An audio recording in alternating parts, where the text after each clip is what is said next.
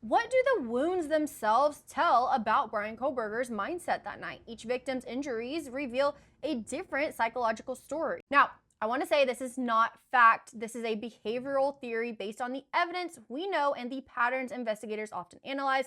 It is just my opinion. But once you see it this way, the difference between the four victims start to make a lot of sense. So we have someone like Kohlberger, isolated, academically obsessive, and socially dismissed. They can build their identity around control and superiority. And from everything we've heard, that's exactly what he did. But when that control shatters, rejection, humiliation, exposure, it can ignite a need to reclaim dominance. Violence in that state isn't random, it's their communication. Every act says, I'm in control now. When someone like that finally snaps, the violence isn't just killing for them, it's expression. Every wound is a message. So let's talk about how the attacks differ. First, we had Maddie, who appears to have been the intended focus. Her wounds suggest a fast, direct strike, cleaner, more controlled. That kind of precision usually reflects fixation, almost like he wanted to end whatever rejection or resentment he projected onto her. Kaylee's injuries were different. They were brutal and personal. Reports say that she was beaten, her teeth were knocked out.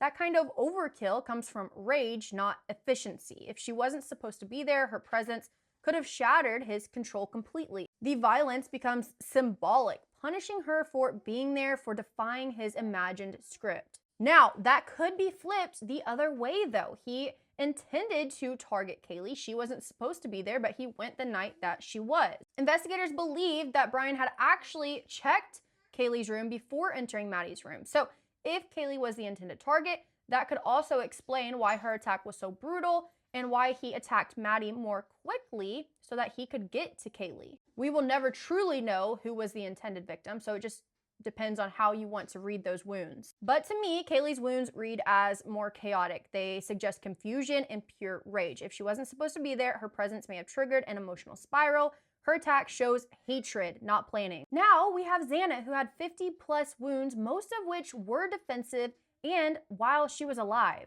These show resistance. She fought back. And for someone obsessed with control, that fight would have flipped everything. Panic, fury, desperation to silence her, to reassert control. It was a prolonged struggle. He wasn't able to immediately silence her. Each additional wound is panic, his power slipping as she refused to just go quietly. Ethan's attack was fast, almost surgical. Investigators said that his lethal wound was to his neck. The focus on his legs could mean that the killer wanted to immobilize him.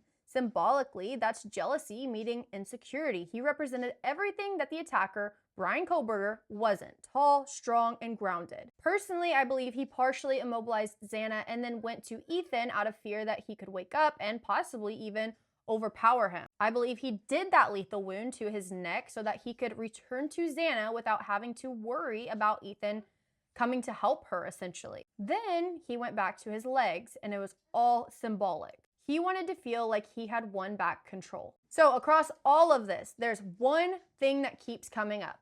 Control. He started feeling powerful. It was planned, deliberate. Even when things went off script and chaos took over, he was still able to regain control. And each set of wounds mirrors his unraveling mind during it all. By the end, what's left isn't dominance, it's the collapse of someone who needed to feel superior even just for a moment. Each attack reflected a different side of that collapse. Fixation on Maddie, rage on Kaylee, panic with Xana, and envy with Ethan. What do you guys think that these differences really show about his mindset?